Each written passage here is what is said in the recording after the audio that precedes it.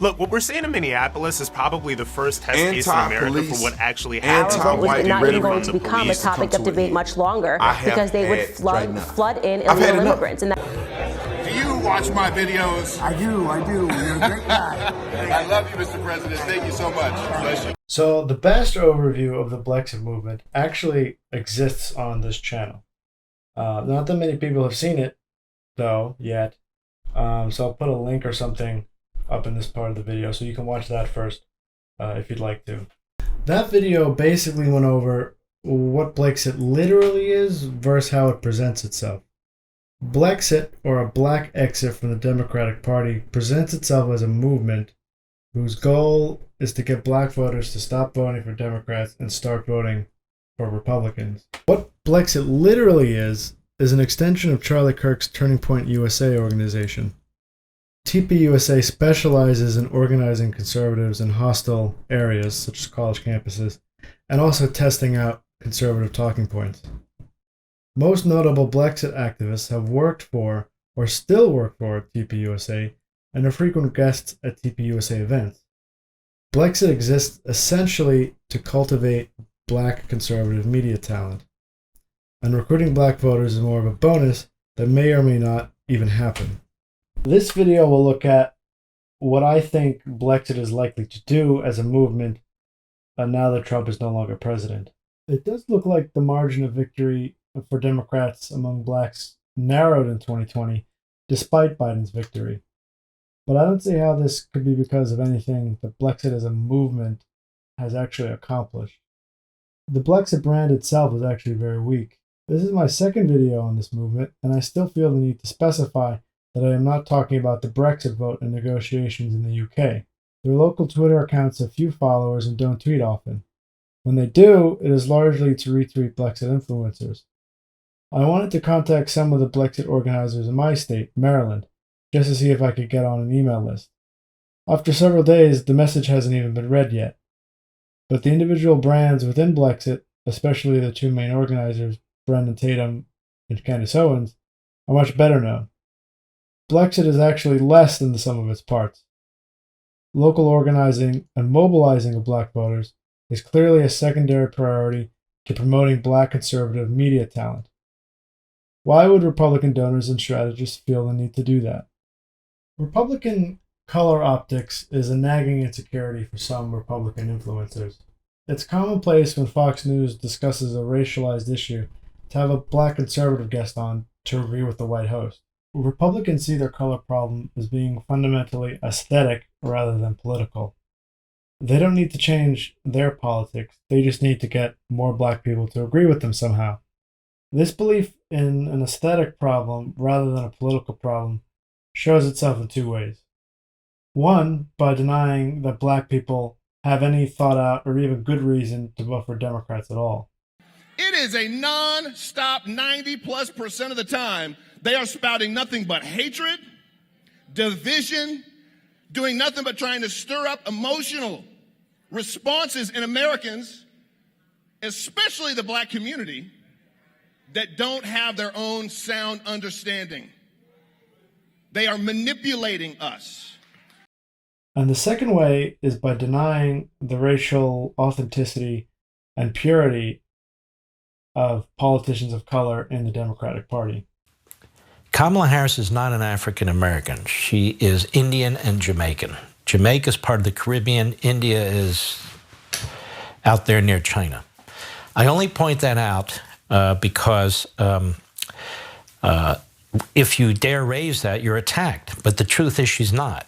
And so I just wanted to make that clear. Her ancestry does not go back to American slavery. To the best of my knowledge, her ancestry doesn't go back to slavery at all. So I want to point that out because of the bizarre nature of our politics today about who is what and so forth and so on. Normally I wouldn't care. I still don't care. But I keep hearing people say she would be the first African-American vice president.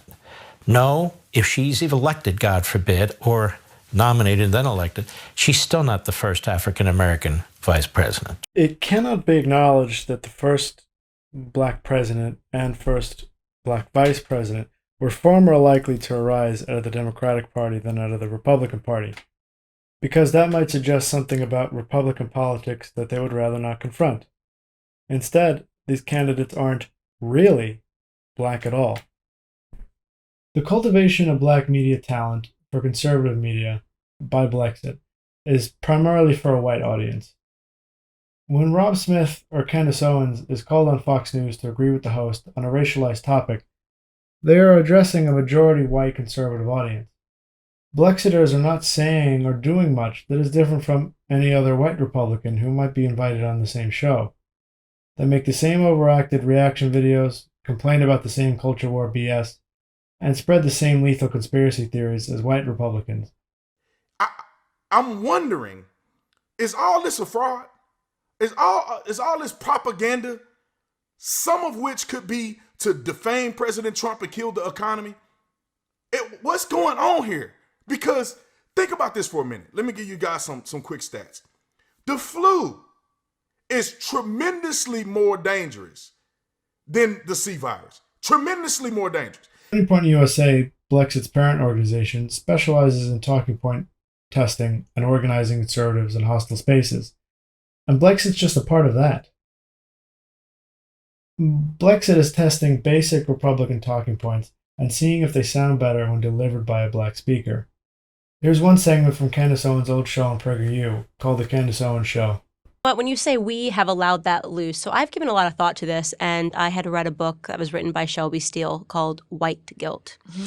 And I am now convinced that the fault is entirely on white people. Well, we'll take there it. we go. I'm going to go ahead and blame white people So wrong for allowing their guilt to manifest as this, right? To allow for feeling so guilty. I cannot forget during the George Floyd protests when they were rioting and they were looting Target.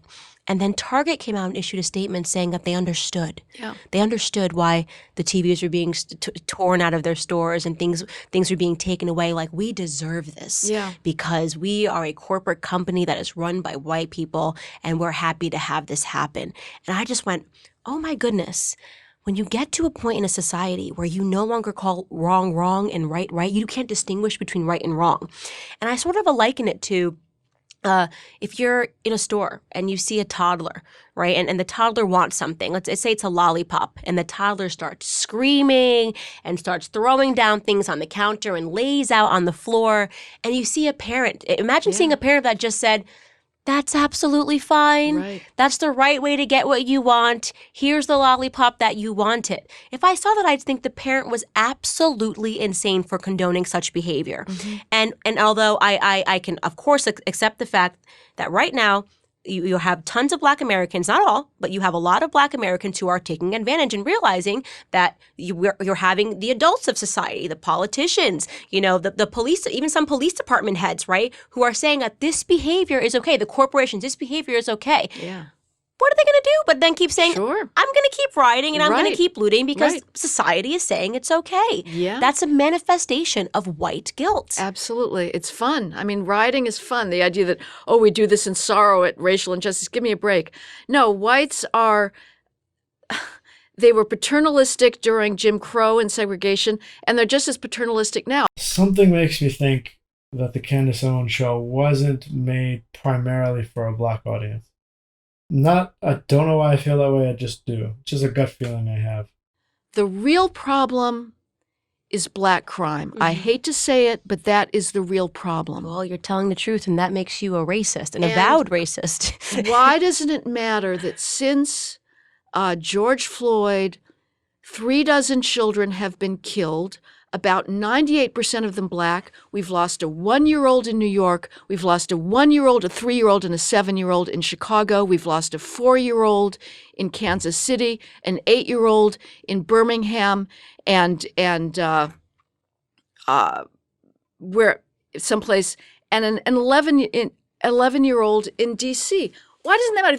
As we saw with the CEOs that you mentioned with, my God, anti-racism, the reason we have 13% Black representation at Google is because we must be discriminating against all those qualified black engineers. No, I'm sorry, they're just not in the pipeline. Right. Thanks again to the lowered expectations and, sadly, the black ghetto culture of anti-acting white. Right. So, 100%. You know, Amen. that is something that is relatively autochthonous, I think, that is, grows out of that culture. So the whites are enabling blacks and vice versa, and but I guess you could say that ultimately it's the parent that's in your toddler analogy. The toddler, if he has no high expectations, he's just going to act that way. Who can blame him? So maybe ultimately, as much as we believe, on the other hand, we don't want. Notice how Candace escalates the conversation and gives Heather McDonald, a writer cited favorably dozens of times on white nationalist website American Renaissance, permission to open up a bit and say more. Make white people who have contempt and even hatred for other races not worry that what they're saying is racist, because Candace Owens believes it too. Blexit is about comforting the conscience of bigoted white people who would rather not see themselves that way. Is there any reason at all to suspect that Blexit may have had an impact on the 2020 presidential elections? Not really. Biden's margin of victory among blacks was less than Clinton's, but not by much. Blexit's first state chapter was in North Carolina, and they seem to have made the largest investment there. And Biden actually performed better among black voters here in all age groups than he did nationwide. The best thing that can be said of Blexit here is that Republican strategists probably do see an opportunity with black conservatives, and Blexit is just part of that larger strategy.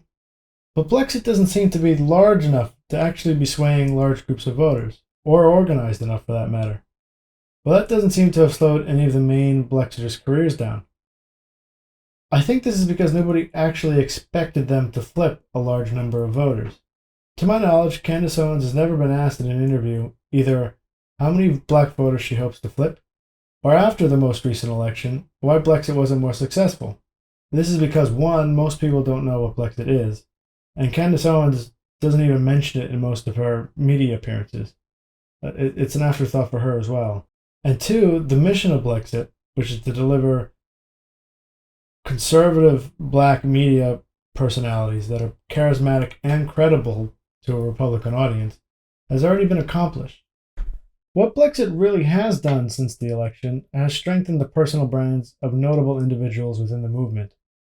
Candace Owens has a new gig on Daily Wire after having hosted a show with PragerU, and Brandon Tatum is growing in influence and probably t-shirt sales. Blexit is going to keep doing now what they were doing before, which is promoting their own brands and explaining to white Republicans why they aren't racist. The Blexiters and their partners appear to be satisfied with this arrangement.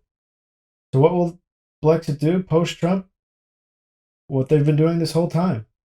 Why change? This is not the America that I grew up in. America is not a racist country. Our media is making us think it is.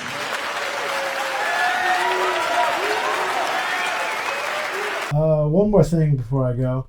I'll be starting, hopefully, a regular live streaming schedule on YouTube and Twitch. We'll see which one catches on. From noon to 3 Saturday and Sunday Eastern Standard Time. Probably just going to be it's definitely going to be a politics stream. We'll cover just whatever stories I'm working on at the time. So if that sounds interesting, I hope you'll follow me on twitch.tv/paulasconi, or just subscribe to this channel and you get notifications when I go live. So yeah, I'll see you there.